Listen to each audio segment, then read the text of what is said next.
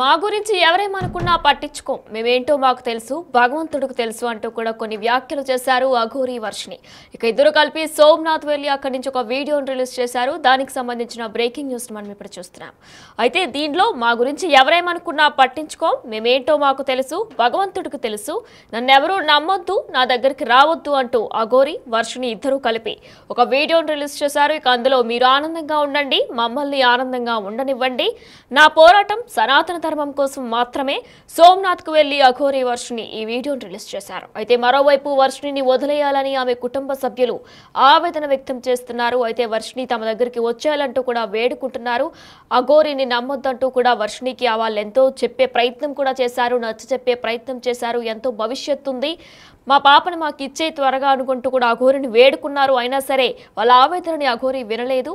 అయితే వారిద్దరిని విడతీసి వర్షిణిని ఇంటికి రావాలంటూ కూడా వర్షిణిని కూడా ఎన్నోసార్లు వారి తల్లిదండ్రులు వేడుకున్నారు. అయితే సోమనాథ్కి వెళ్లిన వర్షిని అఘోరి ఒక వీడియోని ఏదైతే రిలీజ్ చేశారో ఆ వీడియోలో వాళ్ళు ఏం మాట్లాడారో ఇప్పుడు ఒకసారి మనం బిగ్ టీవీ లైవ్ లో విందాం.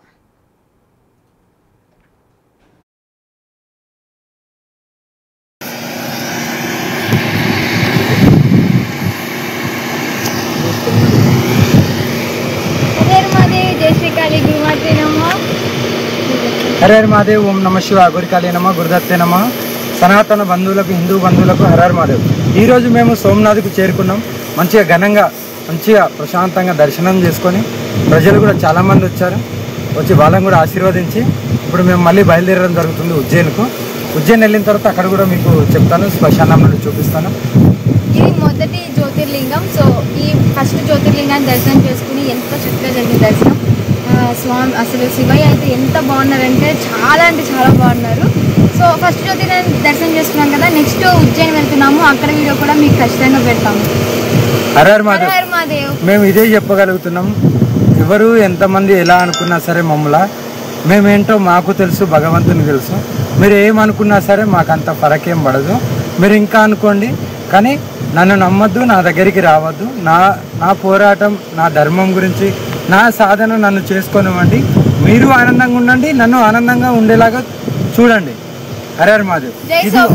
ఇది సోమనాథ్ టెంపుల్. ఇక్కడ సోమనాథ్, ఇది మెయిన్ సోమనాథ్ టెంపుల్.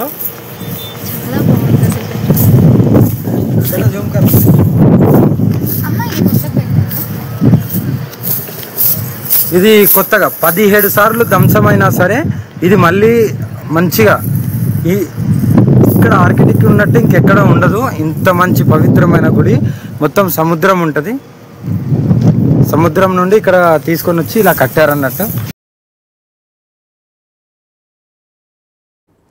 ఈ విధంగా సోమనాథ్ క్షేత్రానికి వెళ్లిన అఘోరి వర్షిని కూడా ఒక వీడియోని చేసి ఆ వీడియోని రిలీజ్ చేశారు. మా గురించి ఎవరేమనుకున్నా పట్టించుకోమని, మేమేంటో మాకు తెలుసు, భగవంతుడికి తెలుసు, నన్నెవరూ నమ్మొద్దు, నా దగ్గరికి రావద్దు, మీరు ఆనందంగా ఉండండి, మమ్మల్ని ఆనందంగా ఉండనివ్వండి, నా పోరాటం సనాతన ధర్మం కోసమే, సోమనాథ్కి వెళ్లి ఈ మాటలు మాట్లాడి ఒక వీడియోను కూడా రిలీజ్ చేశారు. మరైతే ఇక ఇదే నేపథ్యంలో ఇప్పటి వరకు కూడా ఇటు వర్షిని తల్లిదండ్రులు, అన్నయ్య కూడా ఎంతో ఆవేదన వ్యక్తం చేస్తున్నారు. తమ చెల్లిని అలానే తమ కూతుర్ని కూడా అప్పగించాలంటూ కూడా అఘోరిని ఎన్నోసార్లు వారు డిమాండ్ కూడా చేశారు, ఇటు వేడుకున్నారు కూడా. అయినా సరే పట్టించుకునే పరిస్థితి, ఇంటికి రానంటూ కూడా మేము మొండికేసి చెప్పుకొచ్చారు వర్షిని. అయితే వారి తల్లిదండ్రులు బిగ్ టీవీతో మాట్లాడారు.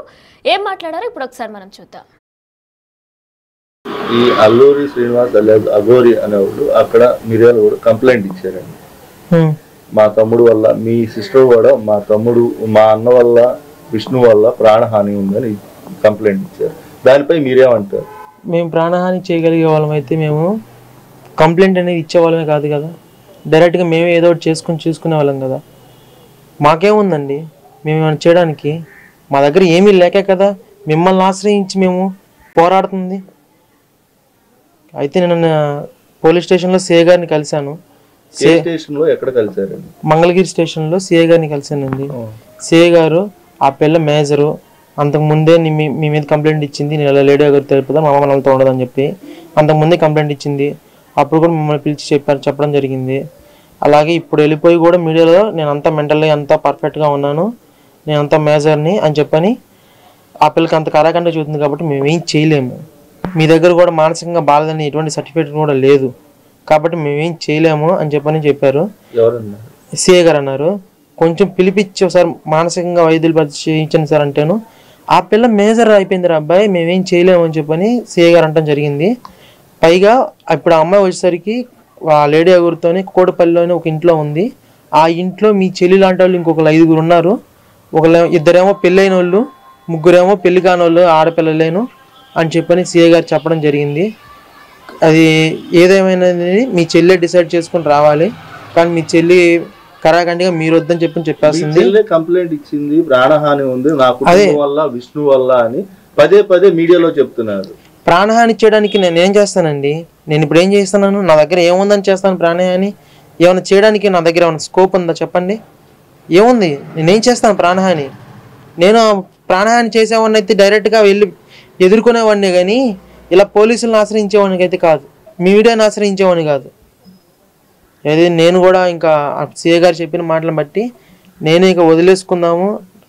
మీడియా అయితే నాకు చాలా బాగా సపోర్ట్ చేసింది. మీ బిగ్ టీవీ కానివ్వండి, ఇంకా ఇతర మీడియా ఛానల్స్ కానివ్వండి, నాకు చాలా బాగా సపోర్ట్ చేశారు. ఇంకా నేను వదిలేసుకుందాము. ఈ 2 తెలుగు ఇక్కడ ఊర్లోనే తిరగలేకపోతున్నాను. మామూలుగా వెళ్ళి ఏదైనా టిఫిన్ తెచ్చుకుంటా బయటకు కూడా వెళ్ళలేకపోతున్నాను. అంటే ఎందువల్ల వెళ్ళలేకపోతున్నారు? ఏం జరిగింది? ఇలా మీడియా అంతా గుచ్చిగా ఆ పిల్ల చేసిన పనికి కానీ, ఆ లేడీ గారి చేసిన పనికి కానీ ఇలా పేరంతా బాగా ఖరాబ్ అయిపోయి వెళ్ళలేకపోతున్నాం. బాగా వీడియోస్ ట్రోల్స్ అవడం కానీ, అందుకని 2 తెలుగు రాష్ట్రాల్లో ఇంకెక్కడ ఉండలేమని చెప్పని ఏదో ఎక్కడో చోటుకి వెళ్ళి బతుకు తెరుగు కోసం ఏదో పని చేసుకోవాలి. కాబట్టి మేము ఇంకెన్నాళ్ళని పోరాడతాము. మాకు పని చేస్తేనే మాకు ఇల్లు గడుస్తుంది. సో మేము ఇంకా ఏం పని చేయటంతో మీ నాన్న పరిస్థితి, ఆరోగ్య పరిస్థితి బాగాలేదు కాబట్టి ఊరు వదిలి వెళ్ళిపోతున్నారు అని అంటే ఆయన పరిస్థితి ఎలా ఉంటుంది? పర్లేదండి, నేను చూసుకుంటాను మా నాన్నగారి గురించి. నేను ఏదైనా ఒక చిన్న షాప్ అయినా పెట్టుకోగలను, లేదా ఆ ర్యాపిడో, ఊబర్ ఇలాంటివి ఏమైనా చేసుకోగలను. నేను పర్లేదు, మొన్నటిదాకా కూడా అలానే చేసుకున్నాను. మళ్ళీ అడుగుతున్నాను, ఎందుకు అంటే వాళ్ళకి భయపడి మీరు ఊరు వదిలి వెళ్ళిపోతున్నారా లేకపోతే ఏంటండి? ఇక్కడ చూస్తుంటే పోలీసులు కూడా ఏమీ చేయలేకపోతున్నారు, ప్రభుత్వం పట్టించుకోలేకపోతున్నారు. కానీ మీడియా ఒక్కటి మాత్రం మాకు బాగా సపోర్ట్ చేస్తుంది. కానీ ప్రభుత్వం కానీ పోలీసులు కానీ ఎవరు ఏమీ చేయలేకపోతున్నారు. ఇక్కడ మీరు చూసుకున్నట్టే కదా. ఇంకా ఈ విషయంలో మాత్రం లేడీ అగోరాని గెలిచింది. మేము ఇంకా పోరాడలేము, ఎందుకంటే మేము పోరాడేంత శక్తి కూడా మా దగ్గర లేదు. నేను ఏదో ఒకటి చేస్తే కానీ ఇల్లు గడదు నాకు. అలాంటిది ఇంకా ఎన్నాళ్ళని ఇంకా ఆపుకొని ఏ పని చేయకుండా ఇంకా ఎన్నాళ్ళని పోరాడగలను నేను? అంటే మీరు ఓన్లీ మంగళీరే కలిసారా? ఇంకా ఉన్నతాధికారులను కలవచ్చు కదా, కలవలేదా?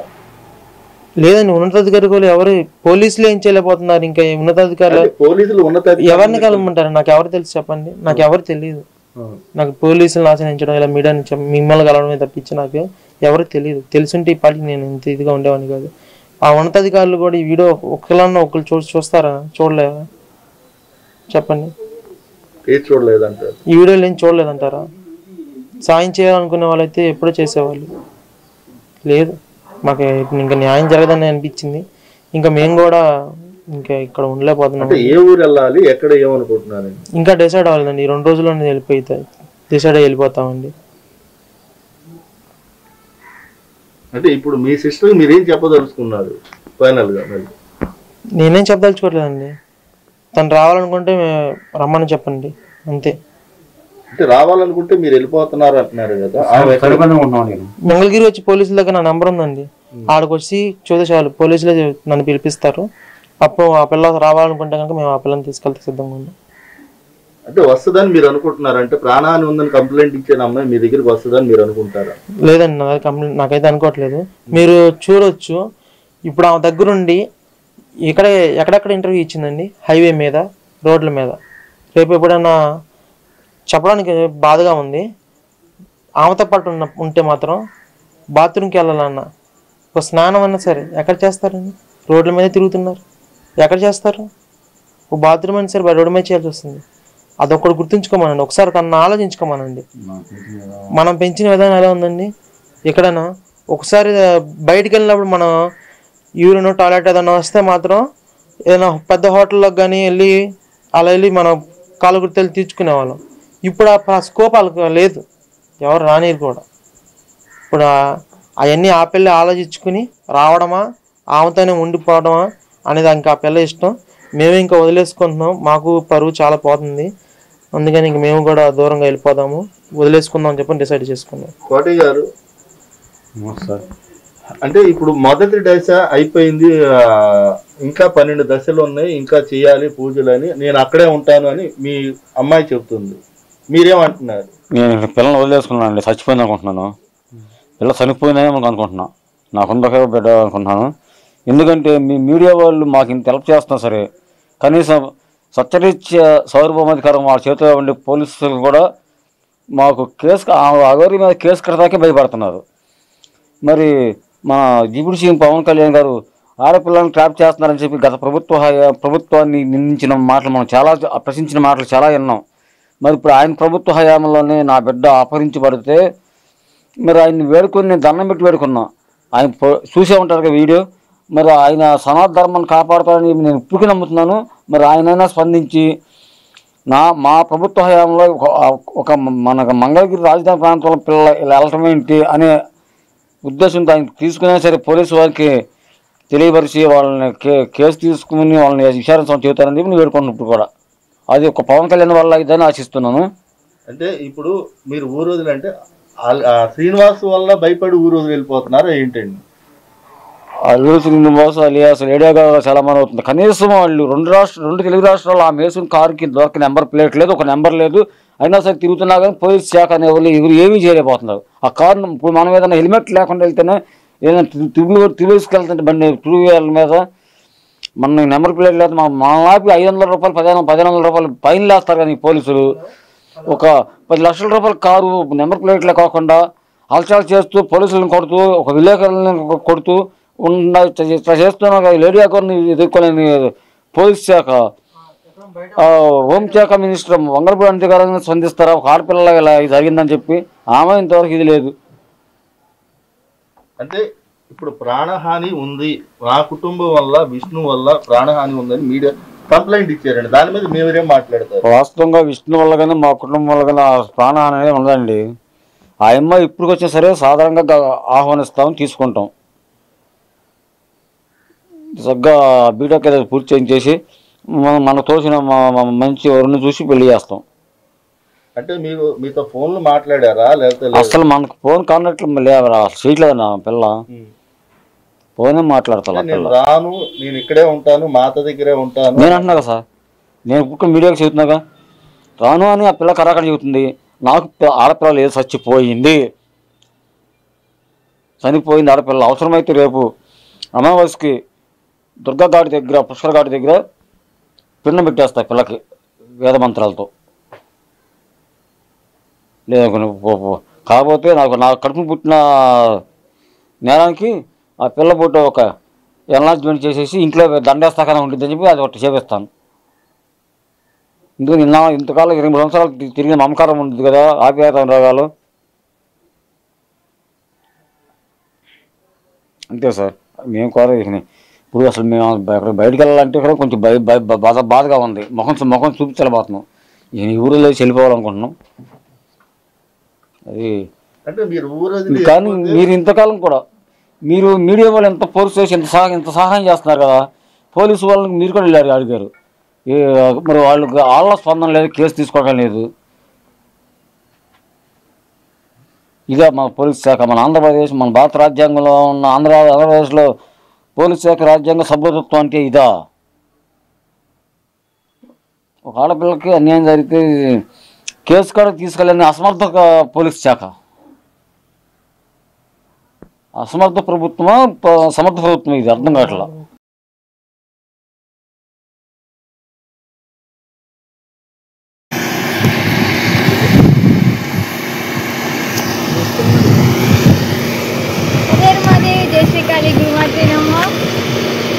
హరహర మహాదేవ్. ఓం నమ శివ. గురికాళీ నమ, గురుదత్తే నమ.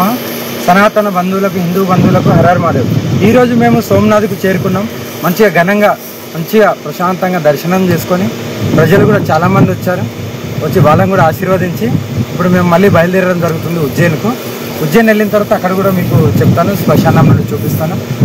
ఇది మొదటి జ్యోతిర్లింగం. సో ఈ ఫస్ట్ జ్యోతిర్లింగాన్ని దర్శనం చేసుకుని ఎంత చక్కగా జరిగింది దర్శనం. స్వామి అసలు శివయ్య అయితే ఎంత బాగున్నారంటే చాలా బాగున్నారు. సో ఫస్ట్ జ్యోతిర్లింగాన్ని దర్శనం చేసుకున్నాం కదా, నెక్స్ట్ ఉజ్జయిన్ వెళ్తున్నాము. అక్కడ వీడియో కూడా మీకు ఖచ్చితంగా పెడతాము. హరహర మహాదేవ్. మేము ఇదే చెప్పగలుగుతున్నాం, ఎవరు ఎంతమంది ఎలా అనుకున్నా సరే మమ్మల్ని మేమేంటో మాకు తెలుసు, భగవంతునికి తెలుసు. మీరు ఏమనుకున్నా సరే మాకు అంత ఫరకేం పడదు. మీరు ఇంకా అనుకోండి, కానీ నన్ను నమ్మద్దు, నా దగ్గరికి రావద్దు. నా పోరాటం, నా ధర్మం గురించి, నా సాధన నన్ను చేసుకొనివ్వండి. మీరు ఆనందంగా ఉండండి, నన్ను ఆనందంగా ఉండేలాగా చూడండి. హర హర మహాదేవ్. ఇది సోమనాథ్ టెంపుల్. ఇక్కడ సోమనాథ్, ఇది మెయిన్ సోమనాథ్ టెంపుల్.